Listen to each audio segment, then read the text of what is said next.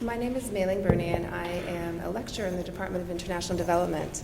And today I'm really pleased that we have a guest who has flown in from overseas, Kellee Tsai, who's here to present some work from a new book that she's working on, comparing China and India, and particularly the development diasporas. And what's really exciting about this work is that it's moving out of just a single country study into studying two countries in a way that is two countries that are of major interest to the world today, in a way that is astonishingly useful. There's a tendency to want to compare big, important countries, but not always to be able to find an angle to provide some useful information on them. So you'll end up comparing apples and oranges. And in this case, I think she's chosen a topic in which it is incredibly useful to study the thing that she's focused on, developmental diasporas, from these two countries, which of course have similarities but also have major differences. And the other reason that I'm so pleased to have her, besides that she is presenting such wonderful and cutting-edge work right now, is because I know her past work, and her past work is phenomenal.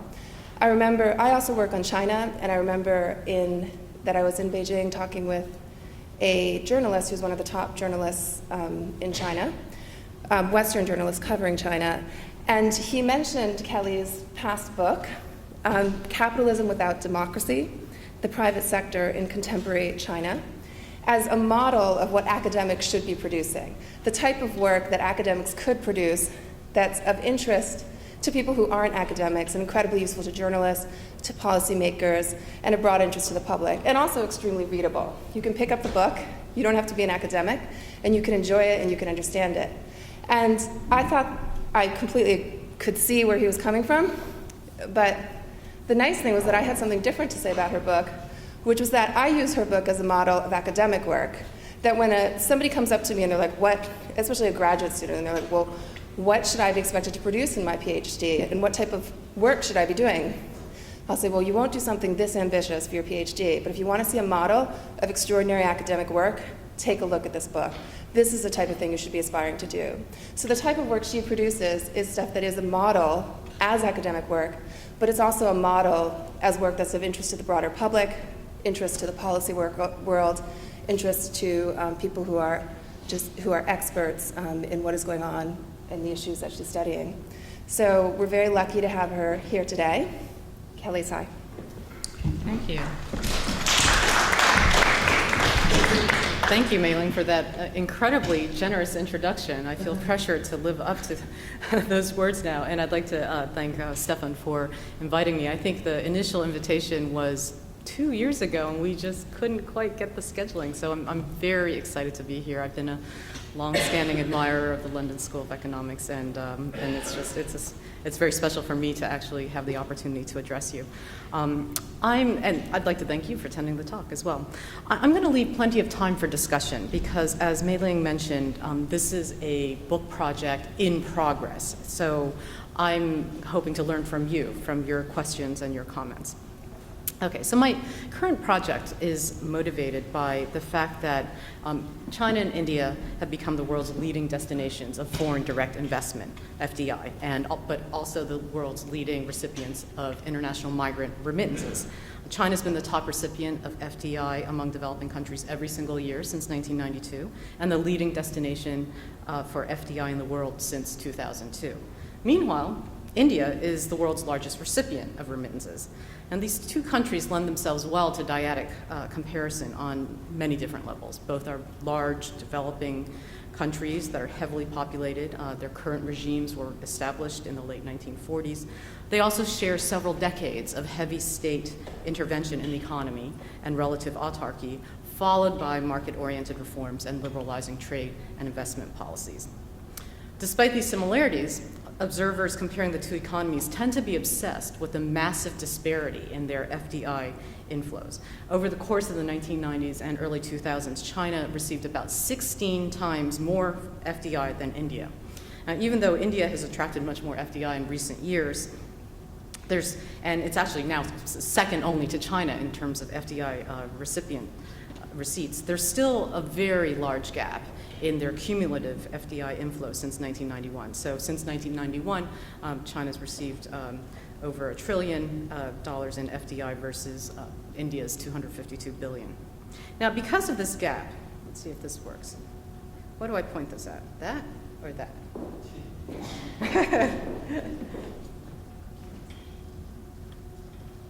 Oh, that one. Okay, thank you. Oh, that was the laser. I'm sorry if I blinded anyone with this. Okay, because of this gap, there's in their FDI inflows, there's this huge and growing industry of popular commentary, policy briefs, and academic studies that are seeking to explain India's apparently laggard performance in FDI compared to China. And most of these observers seem to share the neoliberal assumption that FDI brings a host of economic benefits, and therefore India is falling very far behind China in an apparent global competition for capital. FDI has basically become shorthand for economic relevance and prestige in a globalized world. But from a development perspective, international remittances, international migrant remittances, are actually a much more critical source of external finance for developing countries than FDI. In 2001, remittances to developing countries were double the volume of official aid and 10 times the level of net transfers from private sources. And in cumulative terms, India has actually received $151 billion more external finance in the form of remittances than FDI since 1991. And this suggests that focusing exclusively on FDI as a comparative measure of capital inflows obscures another significant source of funds, remittances from abroad. Ultimately, I'm trying to develop an analytic case for broadening the universe of what political scientists typically regard as the main sources of finance for developing countries, or what I call conventional capital. So, as you know, the development state literature really dominated political economy of development in the 80s and 90s. And this just grew out of Alexander Gerschenkron's depiction of the state as an investment banker in late industrializing countries or entrepreneur. So the state had to mobilize finance to invest in industry to enable developing countries to catch up with others. The second dominant approach to explaining development grew out of the rise of neoliberal ideology in the in the 1980s and 1990s that emphasized the value of openness to foreign direct investment and multinational investment. And then finally, more traditional development aid approaches have focused on the relevance of multilateral and bilateral sources of aid from national governments. So this project is arguing that we need to amend existing popular explanations in the political economy of development literature to incorporate ethnic capital and the diasporic dimensions of informal finance in a much more central rather than residual manner. And this theoretical recommendation is based on certain empirical facts. Today I'm going to talk about why it's really important to disaggregate FDI data and also include remittances from diasporic communities if we really want to understand the sources that are available to the two largest developing countries in the world, China and India. And while determining the actual determinants, identifying the determinants of FDI inflows tends to dominate most of the literature on FDI, and most of this is based on econometric analyses, I propose that the very concept of FDI may not be the most meaningful indicator of relative developmental performance, especially given the reality of national definitional differences in FDI, the reality of round-trip capital, and variation in the sources and uses of FDI. In some cases, foreign direct investment is not actually as foreign as it appears in official accounts and as a retired generation of dependency theorists once observed. In other cases, foreign capital distorts rather than promotes national economic goals. Given that global remittance levels have outstripped official development assistance, or what's called ODA, since the late 1990s, that's a key reason why it's necessary to include remittances as a variable in explaining economic development. But as with FDI, remittances also comprise a diversity of sources and uses. Remittances aren't necessarily more desirable than other forms of capital. Ultimately, only very detailed, on-the-ground empirical research can elucidate the local developmental implications of FDI and remittances. As such, my project is considering the following questions. First, what motivates the respective diasporas to send money back to their homelands in the form of FDI versus remittances. Second, what are the local developmental implications of these diasporic flows? And how do the respective national governments interpret and frame the respective flows? In reviewing the reasons for large differences in FDI inflows to China and India, one of the striking points of variation is the large proportion of China's FDI coming from domestic and overseas Chinese sources. Now, building on the theme of ethnic capital, the second part of my talk compares remittance trends in the two countries. And then the third section outlines the developmental implications of remittances. And the conclusion proposes that attending to transnational ethnic networks in economic development presents an analytic opportunity to generate more empirically accurate and nuanced theories of political economy. Okay, so what explains the great divergence in China and India's FDI levels? Well, during the 2 decades between 1991 and 2011, India's cumulative volume of realized FDI was only about 1/5 of China's inflows. And existing explanations for this divergence generally emphasize either the respective country's policy and business environment or the compositional differences in their FDI inflows. So in terms of the two countries' investment environment, most of the various rankings of international business environments consistently rank India below China in most dimensions. In the World Bank's annual Doing Business report in 2012, out of 183 economies that the World Bank ranked, China was ranked 91 and India was ranked 132. This is out of 183. The third column in the table shows the difference between the two countries in each issue area.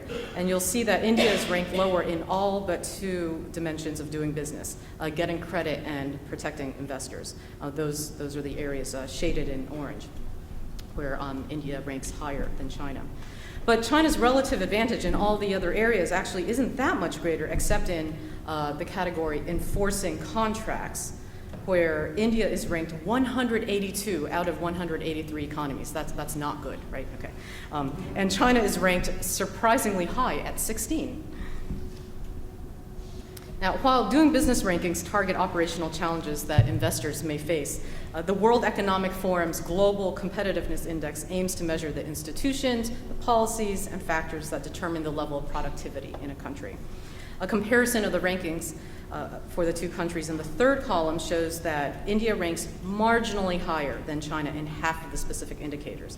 The major area in which China lags significantly behind India in the competitiveness index is, not surprisingly, financial market sophistication, where India ranks 34 out of 134 countries, and China is in the lowest quartile at 109. But India is ranked substantially lower than China, primarily in the basic requirements categories. You see their infrastructure, macroeconomic policy, health, and primary education. Anyway, these surveys basically show that most investors perceive, these are measures of perceptions, right? Most investors perceive China as having a considerably more favorable climate than India for their commercial objectives. While contextual factors clearly do inform the calculus of foreign investors, I think it's important to note that official FDI statistics are not directly comparable over time and actually exaggerate the gap between China and India. One basic reason for the extreme difference in FDI levels between the two countries is because they haven't always measured FDI in the same way. They're not talking about the same things consistently over time. So the IMF defines FDI as including over a dozen components, including equity capital, reinvested earnings of foreign companies, loans, foreign leasing, financial leasing, trade credits, etc. But until mid-2003, India's FDI statistics only included cash equity investments, which means that India's FDI figures were vastly underestimated relative to China and other countries that were using the standard definition of FDI. In mid-2003, India did realign its definition of FDI, but even with the definitional adjustment, India's FDI volume was still about 1/10 of China's during 2000 to 2001. Okay. A second source of incomparability in FDI statistics is the fact that about 1/3 of China's FDI is actually round-trip capital, meaning capital that exits the country goes for a little suntan in the Cayman Islands or Hong Kong, and reappears in the guise of foreign direct investment. So round-trip capital shows up in the errors and omissions lines in the national balance of payments and is closely correlated with China's FDI inflows from Hong Kong and other tax-free havens. Economists also estimate round-trip capital by calculating the difference between PRC, meaning China's reported FDI inflows, and the amount of FDI going to China that's reported by the investing economies. So that difference is one way of getting at round-trip capital. Now, round-trip capital typically takes one of three forms. First, domestic firms that want to appear foreign invested may incorporate a business in Hong Kong or elsewhere and then set up a bank account abroad. Oh, whoops. Transfer price. Second, the second, let's see, did I get that? Okay, yeah, I got that. Second, the domestic, so in the first, where the domestic firm kind of sets up a business in Hong Kong, what happens is the domestic firm transfers funds into an offshore bank account, and then the offshore business invests at least 20% of the domestic firm's equity to qualify for foreign invested enterprise status. And these types of firms are called fake FIEs, or fake foreign invested enterprises, 假外资企业, and they're motivated by the preferential treatment that are granted to foreign businesses in China. So until a couple of years ago, foreign invested enterprises were taxed at a rate of 15%, while domestic private enterprises were taxed at 33%, even though the tax rate has since been unified at 25% across the board. There's still non-fiscal, non-tax reasons, incentives for registering fake FIEs, because local officials in China are rewarded for attracting FDI, even if it's fake. It's been quite easy doing research on fake foreign invested enterprises. I just go to a locality, say I'd like to interview some fake foreign invested enterprises. They lead me to them. I mean, everyone's pretty open about the fact that they exist. Foreign invested enterprises also enjoy other privileges like better access to land. Second, round-trip capital also occurs through what's called transfer pricing, such that a domestic business can undervalue its imports and then overvalue its exports on invoices, which then enables it to transfer funds in from abroad. Okay, yeah, so that was the fake foreign invested enterprise. Forgot to click, there we go. So this transfer pricing technique enables domestic firms to report cash receipts from non-Chinese entities in the guise of foreign direct investment and enjoy the concessionary treatment that's accorded to foreign invested enterprises. Third, Chinese firms that are trying to raise capital from international equity markets may establish offshore shell companies to undertake an initial public offering. China's stock markets are overwhelmingly dominated by state-owned enterprises, and the IPO process is extremely complicated and time-intensive. So private businesses that are otherwise in a position to go public find it much more efficient to list abroad. And they usually do this by turning to the Hong Kong Stock Exchange to launch their IPOs as so-called red chip companies, which is reflected in the substantial expansion of Hong Kong's outward FDI towards China. FDI from Hong Kong to China was about 41% of total outward FDI, Hong Kong's total outward FDI in 1998. But by 2002, 91% of Hong Kong's outward FDI was going to China. Now, turning to the case of India, FDI from Mauritius is somewhat comparable to that of FDI going from Hong Kong to China, because Mauritius has low tax rates and an agreement with India on avoidance of double taxation. Mauritius attracts investors who establish shell companies. So Mauritius has been the largest source of India's FDI inflows since 1995, and the proportion of FDI from Mauritius has continued to grow since then. During the decade of 1991 to 2000, FDI from Mauritius represented about 31.5% of India's total FDI flows, but then it increased to 38.8% during 2001 to 2004, and it reached nearly 50% of total inflows by 2005 to 2009. So Of this amount, approximately 10 to 14% of FDI from Mauritius and other tax-free havens is estimated to be round-tripping by Indian companies or foreign investors who are based in India, though the Reserve Bank of India itself estimates that round-tripping through Mauritius accounts for only 2 to 3% of India's total FDI. So I'm still trying to figure out what a more accurate measure is. Businesses in India do have uniform rates of taxation regardless of ownership type, and also local officials are not explicitly rewarded for attracting FDI the way that they are in China. So two of the key motivations for creating fake foreign invested enterprises in China aren't present in India. In any case, once China's FDI figures are adjusted downward by 1/3 to account for round-trip capital, the disparity in China and India's FDI figures becomes less dramatic. Now, this slide here is really a footnote, but it's an important footnote. Portfolio investment is also a route for round-trip capital. India receives a lot of portfolio investment, meaning investment in domestic equity and bond markets by foreign institutional investors, such as mutual funds, pension funds, asset management companies, insurance companies, etc.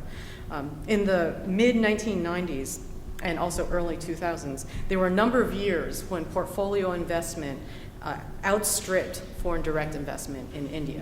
But you'll see here that in the last 2 years, portfolio investment has been at roughly half the level of FDI, which is to say that it's still quite substantial. Also, even though China still receives more portfolio investment than India, including portfolio investment does provide a more complete accounting of capital inflows. The relative contribution of FDI by the Chinese versus Indian diaspora represents a third major source of variation in the composition of China and India's FDI inflows. While the Indian diaspora has accounted for, on average, less than 14% of India's total FDI, China's FDI has been dominated by investment from ethnic Chinese in neighboring economies. Throughout the 1990s, about 2/3 of China's cumulative FDI originated from Hong Kong, Taiwan, Macau, and Singapore. Until 1996, Hong Kong alone accounted for over half of China's total FDI. And then the next largest source was Taiwan, and investment from the Virgin Islands started to be documented and expanded in the mid-1990s. Even though FDI from Japan, Europe, and North America increased in relative terms during the 2000s, as of last year, flows from the 4 Chinese economies still accounted for over half of China's FDI. And Hong Kong and the Virgin Islands remain the largest sources of FDI for China. Now, having said that, this is a big caveat because Hong Kong's FDI statistics require very careful interpretation. In addition to serving as a conduit for round-trip capital from the mainland, Hong Kong also has functioned as a bridge for Taiwanese investors because the Taiwan government restricted its citizens from investing directly in China. So if one triangulates among FDI statistics among Taiwan, Hong Kong, the Virgin Islands, and China, and you do have to look at the stats for all those areas, you see that starting in the mid-1990s, the decline in Taiwanese FDI to Hong Kong, and in turn, the relative decline in Hong Kong's FDI to China, then reappeared in the form of growth in FDI from Taiwan to the Virgin Islands. I mean, it's almost exactly the same amount. And this shifting of Taiwanese investment channeled through Hong Kong to various offshore islands instead was because they were worried about Hong Kong's future after 1997. Now, since then, circumstances have changed, and Taiwan mainland relations have warmed. But when you look at the statistics, that's showing a lot of underlying political tension during those years. Okay, so what accounts for the large proportion of FDI from ethnic Chinese investors? First, there we go. Official government policies towards expatriate investors have affected the variation in ethnic FDI. During the Cultural Revolution, China was closed to such investment. Beijing then reversed this position with the opening of its economy in the late 1970s, and various official organizations and policies were enacted explicitly to attract and encourage investment from overseas Chinese. And part of this shift in strategy was politically motivated because China competes with Taiwan for the allegiance of overseas Chinese.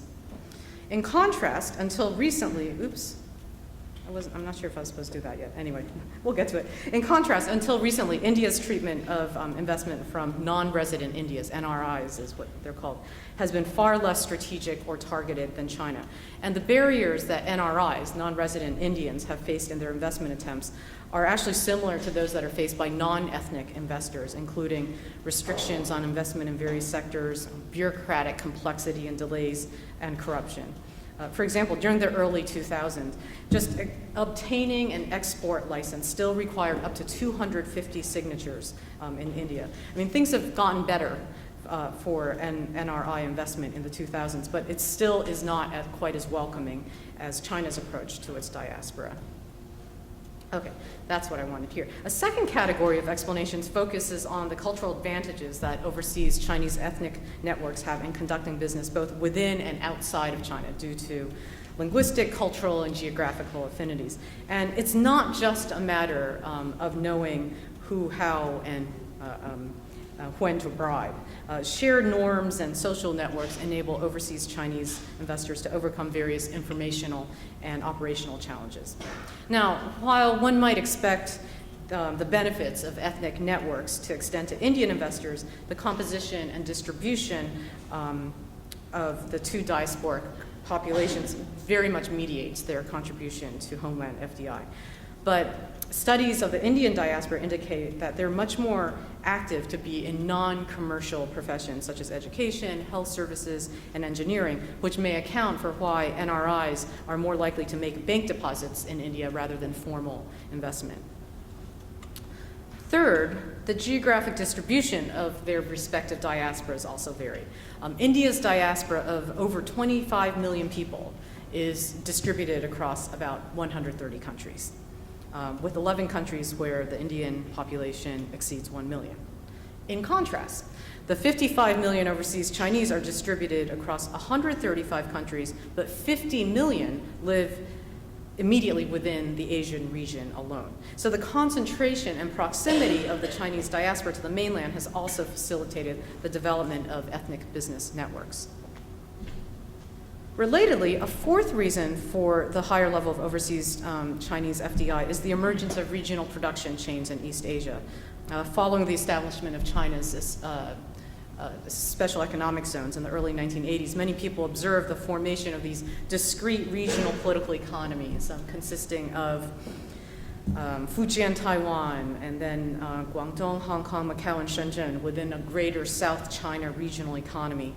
Barry Naughton referred to this increasing economic integration of these areas as the China Circle. And a developmental implication of these emerging regional economies is the shifting of labor-intensive manufacturing operations from Hong Kong to Taiwan and Taiwan to China's coastal south, though now that's moving into Southeast Asia as well. But in any case, once again, direct parallels with India are absent in the area of regional economic integration. I mean, think about who are India's immediate neighbors, right? There's no India circle of manufacturing production chains within South Asia that are fueled by ethnic business networks. Instead, the bulk of India's FDI derives from multinational corporations based in advanced industrialized countries. Furthermore, while China's ethnic Chinese dominant FDI is concentrated in manufacturing, over 70% of FDI is manufacturing in China, and then real estate is 15%.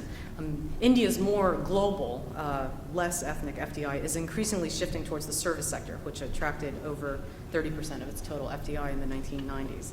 But it would be inaccurate, however, to conclude that the Indian diaspora lacks manufacturing and commercial networks, because clearly they do exist. The diaspora community in Silicon Valley has clearly contributed to India's rise as the leading destination of global outsourcing in the IT sector. Huang Yasheng has argued that India's indigenous capacity for innovation puts it at a competitive advantage relative to China's FDI-reliant growth strategy that's based more on low-end export processing. I happen to disagree with this particular interpretation and would actually side more, this is a long footnote, would side more with like Doug Fuller's work on the same topic. Another successful example of strong Indian diasporic networks is in the diamond industry. Indian entrepreneurs in South Africa, Amsterdam, and New York constitute this extensive transnational network of diamond cutters and retailers, which has made Surat in Gujarat the global center for diamond cutting and polishing. Surat now processes 92% of the world's diamonds and accounts for 14% of India's total exports. Now, while the investment community and most political economists focus on FDI, in recent years, development practitioners have been emphasizing the importance of remittances as a source of external finance for developing countries. Remittances, as I mentioned earlier, remittances to developing countries are more than twice the volume of official aid and almost 2/3 that of FDI flows. So in this sense, China's record of attracting far more FDI than remittances is the exception for a developing country rather than the rule. And India's experience is a bit more typical of developing countries. Combining FDI plus remittances for the two countries shows that even though India's inflows is only 35%, there we go, of China's FDI and remittances, the gap is much smaller than when you look only at FDI as a metric of capital inflows. Now, I just want to quickly review how migration patterns have contributed to trends in remittances in the two countries. There's an enormous literature on Chinese and Indian migration. So what I'm going to present is just a very broad summary, a really broad summary. So we've got early commercial settlements of Chinese in Southeast Asia. Then there was a ban on private trade with foreign countries for a couple of centuries. And then, I mean, I said really broad summary, right? And then in the late 19th and early 20th centuries, over 2 million Chinese worked abroad as contract laborers on plantations, mines, and railroads. And during this period, Hong Kong became a hub for diasporic networks that brokered the Chinese labor in the Americas, Australia, and Southeast Asia. And the financing of Chinese migration in the late 19th century and early 20th century was an integral component of the rise of overseas Chinese remittances, as professional labor recruiters would front the cost of transportation and then migrants would repay them through the remittance agencies. It's pretty well established in the literature that the large volumes of remittances during this period reversed China's negative balance of payments position and contributed to financing the major political upheavals of the time, including the Revolution of 1911 and the anti-Japanese War. In the late 1940s, communist victory in the mainland represented another pivotal impetus for mass migration, or mass emigration, leaving the country. The defeated Nationalist Party, the KMT, fled to Taiwan with about 2 million soldiers and political and social elites, while a significant portion of Chinese capitalists and financiers also left for Hong Kong and Southeast Asia. The PRC government still invited remittances during the 1950s and early 60s, but at that time, after that, overseas Chinese were viewed as a counter-revolutionary threat during the Cultural Revolution. So it wasn't until the 1980s that there was another major wave of migration and increases in remittances. There's also been human smuggling by snakeheads based out of Changlo, Fujian, who are repaid through remittances. Okay, so this quick and totally oversimplified review just shows that the population of 55 million overseas Chinese are quite diverse, and their remittances are also motivated by different objectives, ranging from profit to family support and philanthropy. In India, there were early voyages by pilgrims and missionaries who spread the word of Buddha in East and Central Asia, as well as long-distance trading networks that spanned the Indian Ocean. Then forced labor migration during the colonial era contributed to a major portion of the PIO, the persons of Indian origin component of the contemporary Indian diaspora. After the British Empire abolished slavery in 1833, nearly 1.5 million Indian laborers were dispatched under indentured conditions to work in various British colonies. And in a parallel to overseas Chinese labor recruiters during this period, better established Indian migrants then supplied the colonies with labor through the Maestri and Kangani system of labor recruitment. And there are records of remittances to India from various colonial territories as well. One of the enduring legacies of colonial era indentured labor migration is the large portions of Indians in those territories, especially in Mauritius. After World War two, there we go. Skilled professionals left in large numbers for the United Kingdom, the US, Canada, and Australia in the 1950s and 60s. I'm just pointing to kind of critical junctures here. Following the discovery of oil reserves in the late 1960s and then the spike in oil prices in 1973 to 74, over 90% of South Asian migrants went to the Middle East.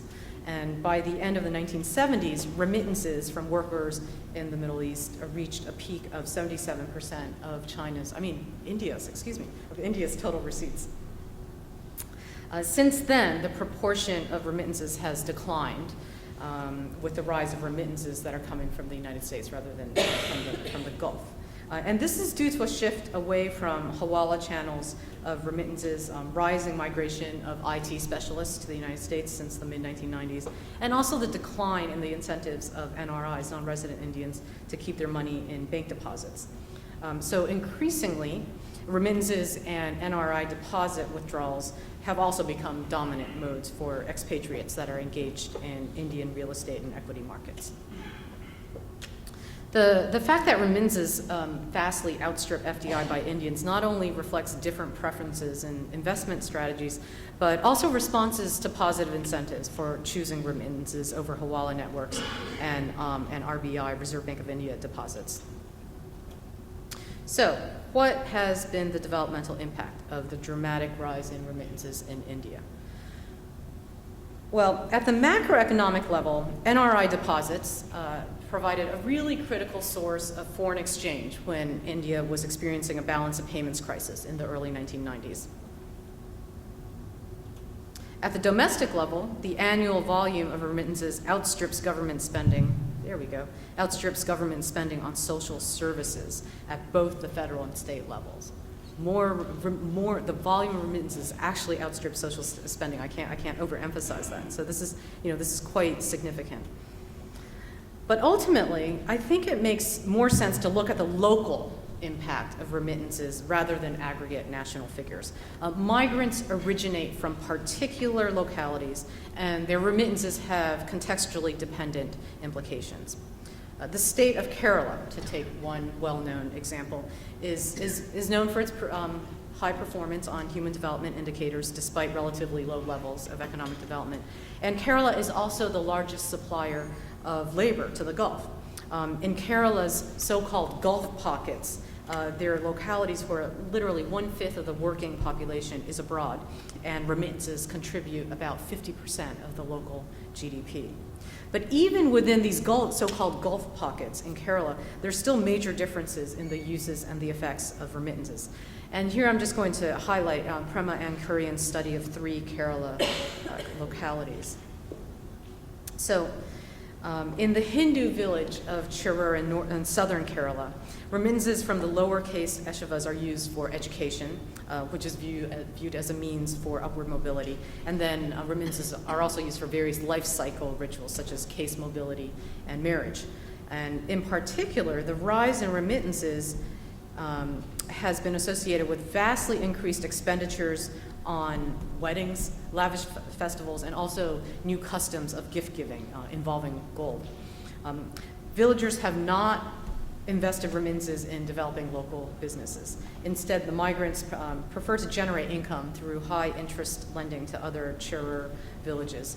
And because the Eshivas have a traditional of matrilineal inheritance, the remittances have further strengthened the social position of women in Chirur.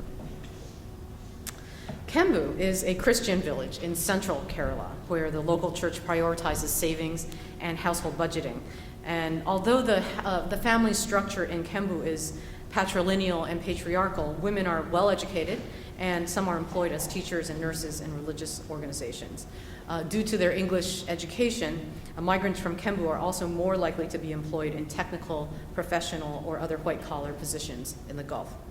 Remittances from Kembu migrants are not used for gift giving, as in Chirur. Instead, remittances are used for investment in education, property, and especially bank deposits, which are highly valued as inheritance to the next generation.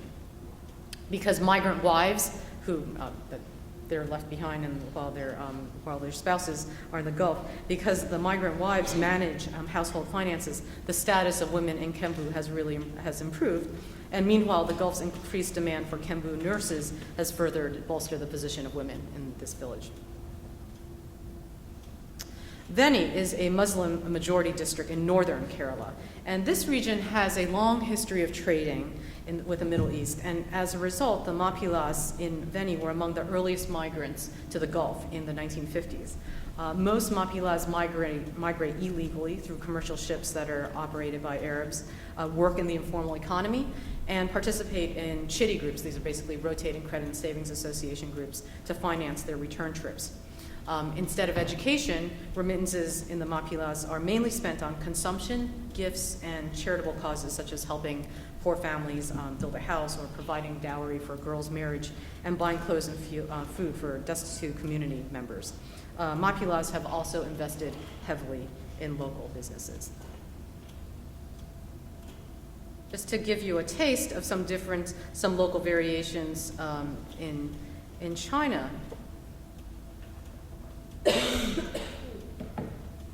Dongguan in southern, in Guangdong province in the coastal, that's the coastal southern province that's closest to Hong Kong, opened up early on to investment, especially by overseas Chinese, and has shifted more it's actually managed to work up the global production chain of being concentrated and labor intensive to more technology intensive industries. So this is an area where ethnic Chinese investment has actually put it in an advantageous position relative to localities such as Suzhou and Chongqing, which focus on attracting multinational, like non-Chinese ethnic FDI. The locality of Wenzhou in Zhejiang, this locality is known for its really early pioneering start on revitalization of the private economy, even before it was legal to do so in China. And now Wenzhou has a very vast transnational network of private entrepreneurs, literally, I mean, in Milan, in Paris, in London, you name it. And Wenzhou has also been more advanced in developing various creative forms of informal finance. And in Wenzhou itself, the localities, you see the remittances and the investment coming back in the form of local industry, and then also a lot of investment in churches as well.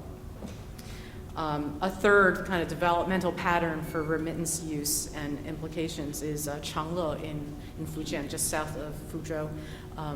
In Changle, what you see are the rural mountainous villages have depopulated, as Changle is basically China's center for illegal migration to, well, various parts of the world. It used to be focused more on the United States. It's gotten harder to go to the United States now. So snakeheads basically engage in human smuggling, and there's a vast chain of remittances that are used to finance that. And so what you see back in Changle is depopulation in the mountains, but then also a construction boom. And then this circle of kind of indentured labor locally. Okay, so this raises the issue of whether remittances might also inhibit rather than facilitate development. As Roger Ballard has observed, in the worst case scenario, large volumes of migrant remittances can lead to withdrawal from productive activities in favor of short-term opportunities that are available in the remittance-driven service sectors. So there could be a downward spiral of local development in a logic that's somewhat similar to the resource curse or the Dutch disease. High levels of remittances could distort the incentives for local development. But ultimately, determining the developmental impact of remittances in particular localities requires in-depth research. One thing I really want to footnote, because I didn't want to spend too much time going off on a tangent, is that there are domestic remittances associated with the rise of internal rural to urban migration in contemporary China, right? So even within China itself, there are migration flows, and there are remittances that are going from the cities back to various rural localities. Yet the economic incentives, the native place networks, the social solidarity underlying internal migration can be very similar in logic to those that are supporting external migration. Indeed, the fact that Taiwan and Hong Kong have been major destinations for mainland migrants suggests a blurring of the domestic-international boundary, given that the two economies function in most ways as independent countries, even while Beijing claims sovereignty over them. And in practical terms, to a village in Anhui, remittances from Shenzhen or Shantou may have more in common with remittances from Hong Kong than those from Nigeria or New Jersey, for example. So whether remittances are allocated towards village temples, elementary schools, family businesses, real estate, or imported luxury items is very much contextually dependent. Okay, so here are the takeaway points. First, it's important to distinguish between ethnic and non-ethnic foreign direct investment. It's also important to look at remittances and incorporate them into our explanations for development. And the analytic implication of all this is that networks of diasporic capital may be as relevant to economic development as FDI, state economic policy, and external aid. Yet the conventional literature on the political economy of development has generally ignored the connection between individual localities and their diaspora. System-level explanations, such as dependency theory, emphasize the structural position of developing economies in the global capitalist economy. And they've pointed to the various negative effects of foreign direct investment and multinational, but regardless of their ethnic origin. Then the developmental state literature highlights domestic variables like industrial policy and bureaucratic capacity to pursue particular economic strategies, but doesn't deal at all with migration or ethnic capital.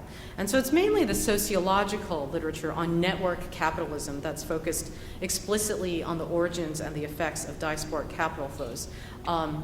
There's a substantial literature on how the network guanxi-based character of East Asian capitalism is superior to the firm-based nature of Western capitalist economies. But these types of studies tend to essentialize Chinese business culture, so it hasn't really resonated with more general debates on the political economy of development.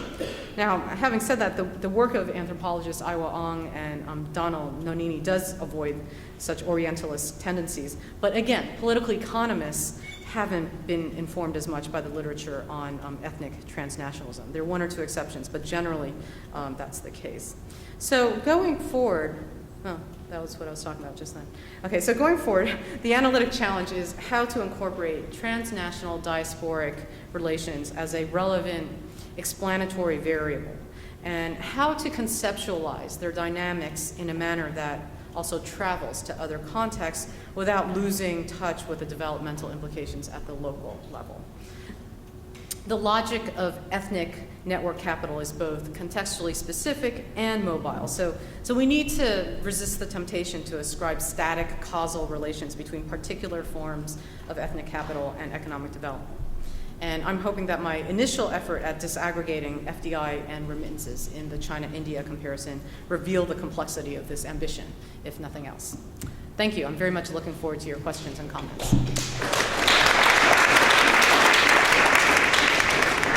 Thank you, Professor Tsai.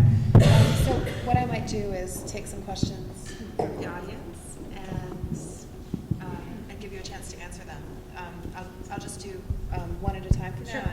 And we'll see how it goes. So if there are any questions, just raise your hand high. There's a mic that's going around. Thank you, Professor, for the lecture. In terms of population, you mentioned that both India and China are very heavily populated countries, but as far as I know, there's no birth control policy in India, I mean in terms of population, but in China there's like one child policy for such almost like 20 or 13 years. So I was wondering, like in the next generation, the short of labor will be such a challenge for China. I want to hear what's your opinion or what's your understanding towards the generation and between the connection between generation and labor. Thank you. That isn't a topic that I've looked at explicitly, but it is apparent that in certain localities there's a shortage of not just labor, but skilled labor in particular. There has been a relaxation of the one-child policy because now those who were born as single children, if they marry another single child, then they can have more than one. And really, in terms of enforcement in rural areas, there have always been multiple exceptions. People could pay fines, they could not register their girls, or there were ways around it. So there is a particular type of labor shortage in certain areas, and there's also a sex imbalance. So that's led to a rise in the commoditization of women and smuggling of women. But that's about the extent of my knowledge of that topic. Okay, so a question in the second row. Hi, thank you again for coming. In terms of the brain drain and like human capital loss, how do you think that should be measured against remittances in regards to development in China and India? That's an excellent question, and actually Doug Fuller's done some good work on that particular comparison in terms of brain drain and then brain drain reversal. One thing, I think one area, one particular, one way of getting at that issue is that first there was a brain drain, but then there's been a return, and then there's been kind of frustration after the return. So it's actually, there have been ups and downs over the last couple of decades. But I think, if we took some subnational paired comparisons, look at like Bangalore and Chongqing, for example, and just look at the people who were trained abroad and then returned and reinvested and tried to kind of tease out what are the types of advantages or obstacles that they face. That could be quite helpful. There's definitely more of a reversal these days, it seems, but I think it has to be analyzed kind of systematically by particular area or locality rather than just otherwise there's just a lot of anecdotal information out there. To the far right. Thank you, Professor. Is there any comprehensive data on the rates of remittances among different diaspora populations? Do Chinese and Indian populations tend to give it the same rates? Do different migrants to different industries in different regions tend to give it different rates? Tend to be more connected to the region which they originate from? Or is that anecdotal? Yeah, in terms of subnational, disaggregated remittance data, there isn't a comprehensive database of it. The UNDP does track overall aggregate national remittance levels, and so it really varies on, how carefully the subnational units, whether they be states or provinces, are tracking that, and it's uneven. And I think that's why it really takes kind of going to the locality and figuring out how are they measuring it, what are they counting as a remittance versus something else. So yeah, the answer is no. I'm not aware of a wonderfully comprehensive disaggregated database. A question here.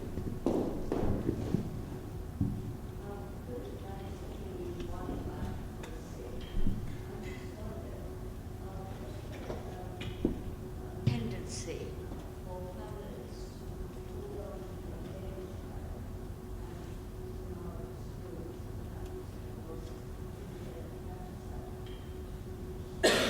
Third child.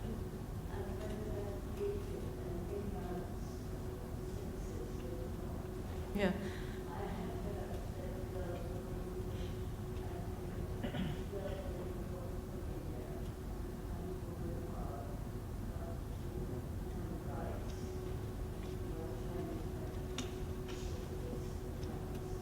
Well, there definitely is a gender imbalance. There are a couple of sources for the imbalance, as I mentioned earlier. One is just not registering female births. Another actually occurs before that, which is abortion through after identifying the sex of the fetus, through amniocentesis. So some of those, some female births are prevented, and then there's also abandonment. So the orphanages in China are overwhelmingly dominated by girls, right? Question here. Yeah, hi. It seems to me that the question that I have, the biggest question I have, is that it seems like in China, ethnic FDI and remittances tend to work very similarly, right? To go into investments into things like, the next phase of investment and things like that. Whereas we know that in India, remittances look very, very different in that, especially Gulf-based remittances, we're talking about unskilled, semi-skilled workers who are mostly remitting resources back for their families to have a sort of a stock of wealth, and they tend not to be entrepreneurial in terms of that, but actually kind of establish their bona fides, especially in terms of their economic bona fides, especially in terms of housing and gold, which is another big area. So it seems to me, and I really hesitate to sort of consider a entrepreneurial / cultural explanation, but it seems like in India, the remittance culture is not a culture of investment as much as kind of building and maintaining a stock of wealth for self-insurance and things like that. Whereas in China, it seems like remittances go for investment purposes. So I was just wondering is that a fair characterization, and how might we understand it? I can see why you would think that if you looked at just kind of remittances from the Gulf and from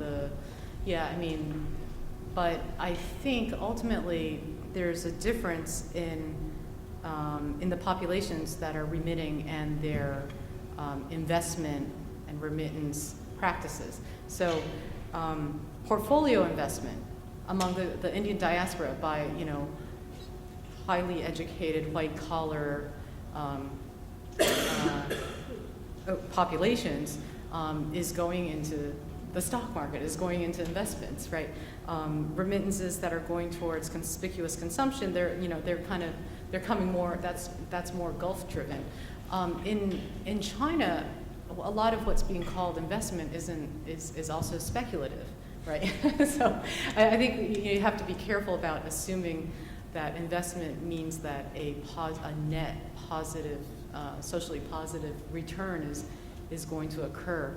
And as I mentioned earlier, there are simply more, this may be changing a bit as more Chinese are going abroad for education in white-collar professions and not going into commerce. But traditionally, the Chinese diaspora has been a commercial network, has been commercially motivated, whereas the Indian one hasn't been quite as much. Yeah.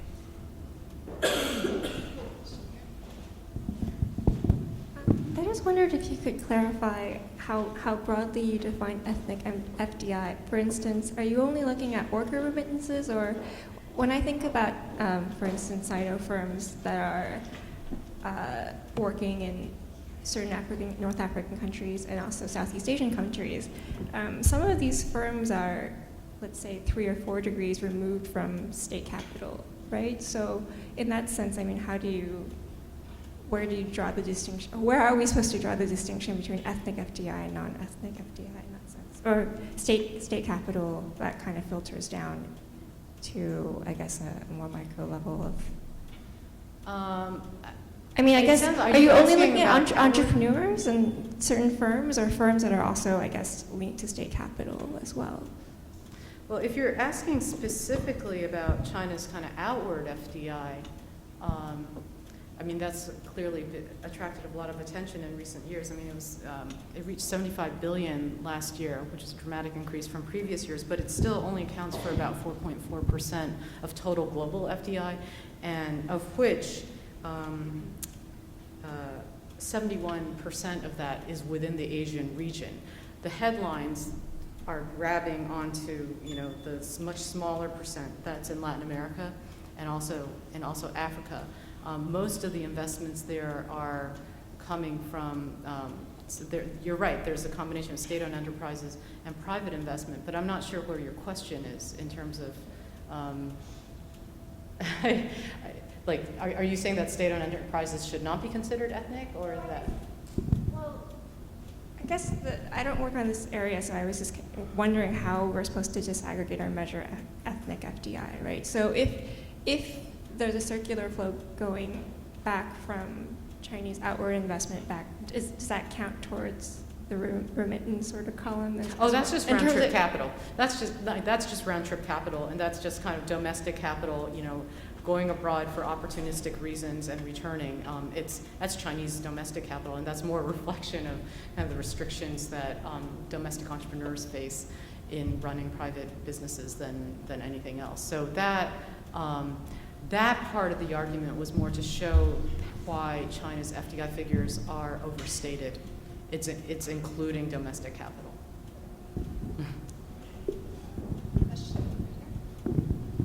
Thanks. My question is, I'm wondering if you've looked into, or you are looking into, and then sort of the political impact of these flows. So I can, particularly I'm thinking in India, where it's a democratic at the national level, but there's lots, and it's a federalist state. I imagine you can have the same questions in China as well.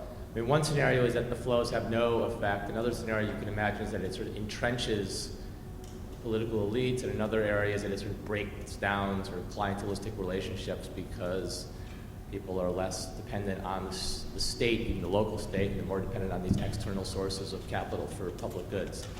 And I'm just wondering if your research looks at all at sort of the dependent variable being sort of political regime. Local developmental implications, and certainly political economy as a unit. Yeah, no, that is something that I'm looking at. There's significant local variation, and I mean, in Gujarat, remittances have supported the BJP, for example. I mean, that's clearly very political. In Wenzhou, the local state actually is kind of captured by the merchants themselves. I mean, it's very independent-minded and autonomous, and the local government protects private capital and is part of private capital, one and the same, so that the very definition of the state in Wenzhou becomes almost irrelevant, right? So yes, I am looking at that as well.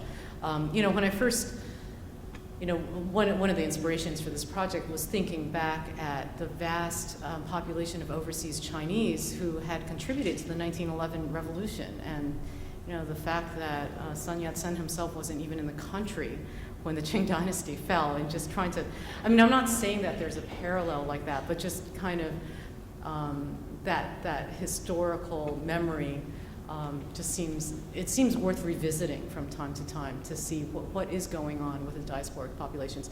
The people, the political scientists who focus explicitly on the political activities of overseas Chinese populations have tended to emphasize internal conflict within the Chinese dissident community. But that's a different issue. Those are political dissidents who have overt, explicit political ideas already and orientations towards the regime. I think your question, in some ways, is more interesting to me, which is what happens locally. How does that reorder local hierarchies and relations with the local government, if not higher levels of government? So I might actually jump in and take the chair's prerogative to ask a question that I think relates to that and builds on it, which is about the resource curse possibilities. Right. So at the end you mentioned that perhaps remittances could be a kind of resource curse if they're used for conspicuous consumption instead of investment, and particularly if they're taking people out of doing productive activities, not just maybe with the money that they're getting, but just with their time.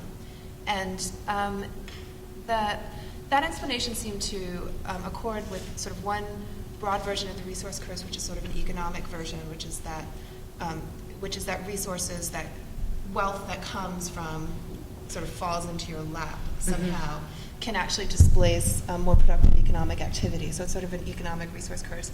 But there's a political version of the resource curse that I know you're familiar with, which is that when you have money just fall into your lap, particularly if that lap is the lap of officials, what it does is it entrenches an authoritarian state. So that the real curse is not that it displaces economic activity directly, but that funds from some sort of resource, whether it's domestic or international, somehow keep alive a government that doesn't do good things for the public, that has an incentive to but it has an incentive to stay in power, a large one, because it continues to control this resource. Mm-hmm. So this idea that when you have a resource curse, you actually get authoritarian governments produce bad governance, Mm-hmm. and that's a bad environment for investment and growth. So I wanted to, with that in mind, I wanted to ask if you what you thought about that possibility with remittances, because another story is that remittances go directly to the public, right? They don't go through officials, and so in that sense, they bypass the potential for a sort of this political resource curse, and that might actually mean that at the local level, you're actually breaking down authoritarian structures that might exist in India, or in China for that matter. Mm-hmm. On the other hand, FDI often goes to officials, or particularly in China, Oh, yeah. right? They're attracting it and they get rewarded for it. So I'm wondering if it might entrench an authoritarian local state in a sense that I mean, of course, there's an authoritarian national state, but just even more of an authoritarian rule and poor governance, because officials have access to benefits and funds that really are not tied to how well they're monitoring and governing in the local area. Yeah, no, that's a really good question, and it's one that I've been trying to work out in different types of localities in China, because there's so many different patterns. There's one where, all funds are somehow funneled through the local government, and then they take a cut, and it's very corrupt. But in other cases, it's really just kind of facilitating what the local government wants to do, invest in locally anyway, and it tends to be more kind of productive, even if they're taking a cut. It tends to be more productive in terms of local economic development. And I have some ideas about what the variables are that may determine it. One, and this is really just a hypothesis that needs to be tested and worked out in greater depth in the field, but one is when there's a more diversity of sources of finance, so not just remittances, not just local taxes, not just foreign direct investment, and not just transfers from the center. It's less prone to capture by the local government, because what you see is some of the poorest localities, you see this with poverty alleviation funds, where it's localities where there's like nothing else coming in, that the poverty alleviation funds, ironically are and that's not remittances. See, they're not getting remittances either, are most prone to misuse and corruption rather than local reinvestment. It's a good question, though, a really good one, yeah. Question here.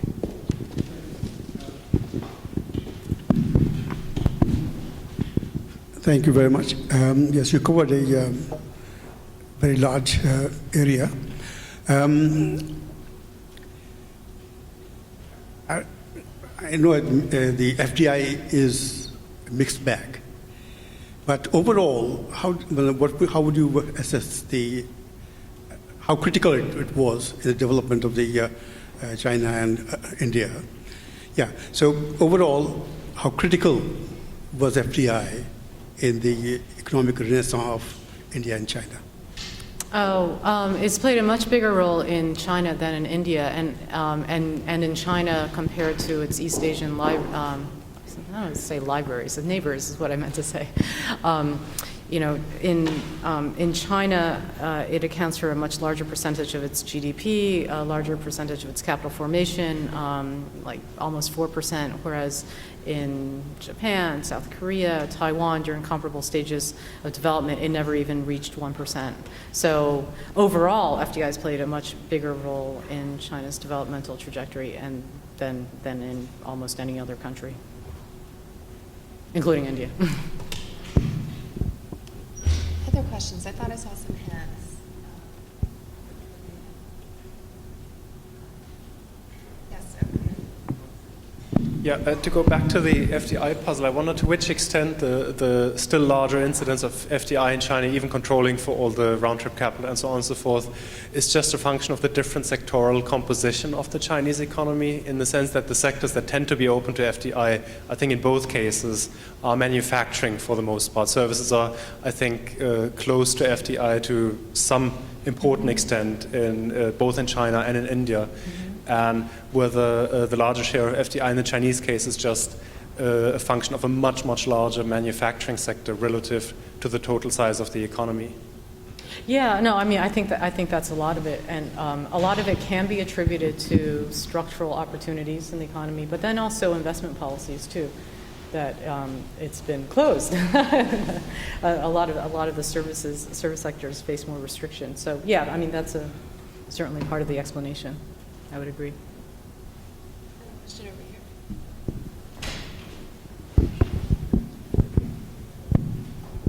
here. The observation that migration and sporadic capital flows should be incorporated into political science explanation development creates a thinking in me that the fact that when you presented the issue of FDI and the other inflows coming from diaspora and raising the economies of both India and China compels me to think that the world needs to review migration issues, and maybe we'll need something like a world migration body that put policies that can look at the general consensus, different states, and they will formulate migration policies and stuff. So could that I believe it's a very, very significant issue that maybe in your arguments as you present, you came up with that, observation would add some, value in your book. Thank you. Oh, thanks.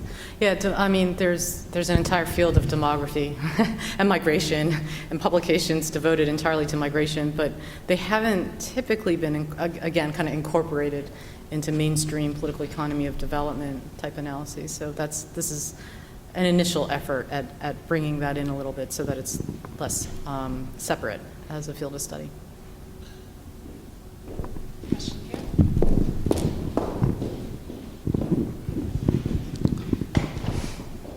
Professor Tsai, I found that there are many flaws in your lecture tonight when you're talking about foreign direct investments as against non-ethnic foreign direct investments.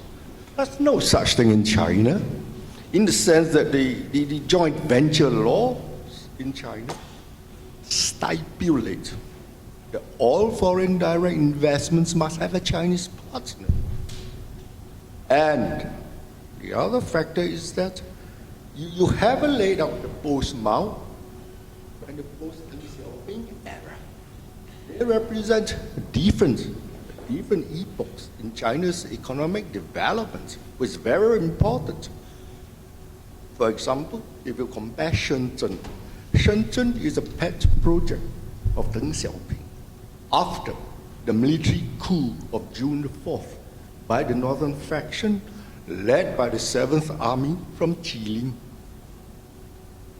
It would have been better if you were to compare India with Bangladesh. Then you'd be comparing apples like with like. But I find it simply difficult to understand how can you ever compare India with China. To begin with, India is a federal system, while China is a unified system. And the laws are practically different. And culturally, India has its caste system. And the overseas Indians, I'm from Singapore. I grew up with most of them. So I can tell you that most of the caste structures in India and the overseas Indians do not have the kind of capital nor business acumen because they were imported by the British as much as like slave labor, building roads, electrical appliances, and so on.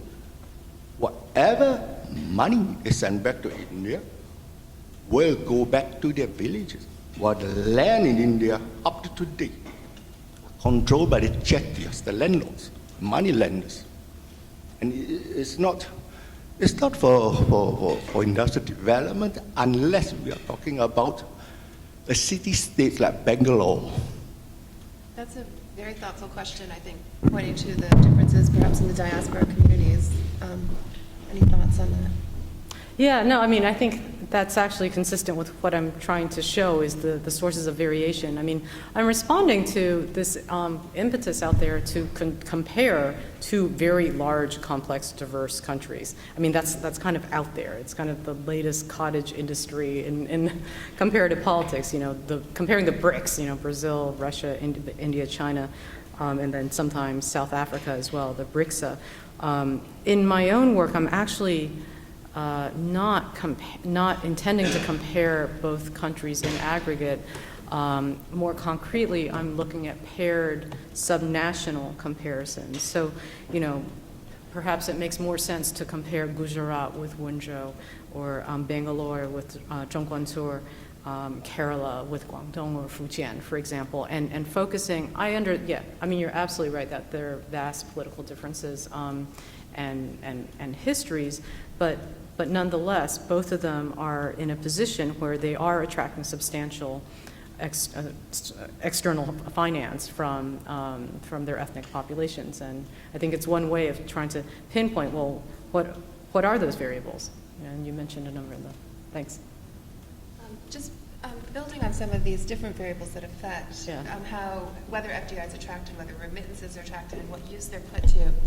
I'm wondering if you might be willing to foreshadow a bit the types of policy implications that you hope your work will have. I know you're not done with it, so you're not going to come out with solid policy conclusions, but it seems like a lot of the variables are, of course, things that can't really be controlled that well. You know, sort of the nature of the diaspora community is, you know, historically set, and the broader political systems of the country are unlikely. Well, or if they change, they won't change because of small policy changes. And but on the other hand, there seem to be some aspects of this that are very responsive to policy. You know, so China's policies of welcoming FDI and going out and attracting ethnic FDI seem to have paid off. So I'm wondering, but at the same time, that they've also seemed to create some fake FDI that might not have such good economic implications. So I'm wondering if you might say a little bit more about what kind of policy implications you think your work might have in terms of the types of policies you'll speak to, and whether you have a hint yet of the sorts of things that might be bad policies or good policies, given the topic and the nature of your work. Yeah, that's an interesting question. I had been thinking more in terms of analytic explanatory frameworks rather than policy prescriptions, to be honest, but I think it depends on, you know, evaluating the value or the normative direction of a policy depends on from whose perspective. Yes. And so I've studied private entrepreneurs for most of my career, and from their perspective, there are a host of policies that make it very restrictive for, you know, domestic capital formation because of the uncommercialized, subsidized banking system, and it's still a very bank-centric system. Equity markets are hard to tap, and so it incentivizes round-trip capital and this type of deception, and that may not necessarily be the most efficient model that's out there from the perspective of private entrepreneurship, but from the perspective of the state, from Beijing's perspective, from the perspective of regime stability, there's a political reason why China's financial system still remains as repressed and unliberalized as it is, and it has to do with the state sector and the political interests that are embedded there. And so if Beijing's goal is more political survival and stability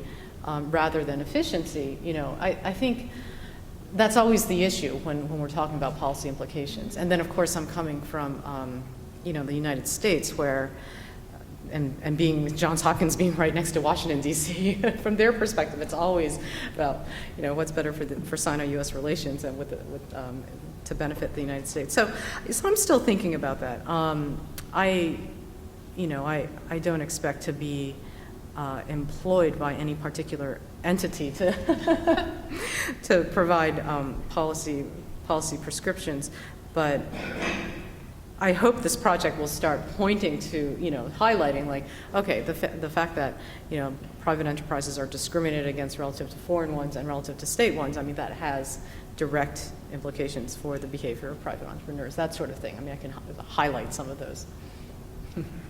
I'd love to take one or two more questions if we have questions still in the audience. Thanks. Yeah, you'd been alluding that you might want to expand the conceptual framework that you're developing to the broader political economy of development and perhaps come up with or contribute to a new paradigm that goes beyond the existing big models we have about dependency in the developmental state and so on and so forth. Mm-hmm. So I'm wondering whether you're thinking about expanding some of the hypothesis or some of the results tentatively to other cases, whether you're looking at what remittances might have done to cases like Ireland that turned into a Celtic tiger and things like that, or whether it's really just a model applicable to those two very large and just in themselves very important cases. Well, ultimately, I would love to be able to come up with a framework that's sufficiently compelling that it felt like it could travel to other contexts. At this point, I'm at the process of kind of hypothesis generation and testing, so it's kind of premature for that. But yes, I mean, I'm hoping that, you know, there are definitely parts of the world where there's more migration than others, populations with larger diasporas than others, and I think it's relevant to think about how they relate to domestic development, if at all, and if not, why not? I mean, I think that's an interesting question too. Well, thank you. This was incredibly revealing for me. I found out facts that had not been clear to me before about what the amount of FDI is and where and remittances. And this takes a lot of research, right? It's not obvious to people, which is why it hasn't happened before, right? To really trace through where things are going and how much is fake and et cetera, how much is looping back, and also what the particular impact is in local places. And the theoretical implications that you're pointing to are big. They're big ones for thinking about how development happens in the world and where these two countries in particular are going. So I'm really excited to hear more. And once again, it's completely as I expected, incredibly empirical and well thought out research, as well as extremely theoretical and important for the world. So thank you for coming. Thank you.